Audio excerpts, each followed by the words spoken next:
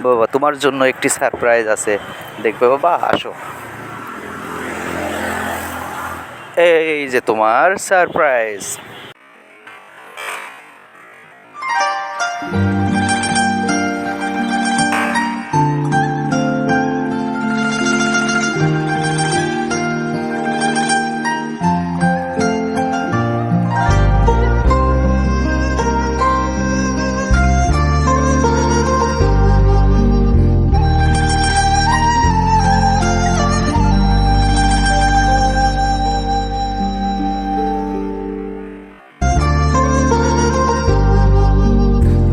জি বাবা, তাহলে সাইকেলে বসে দেখো কি ঠিক আছে?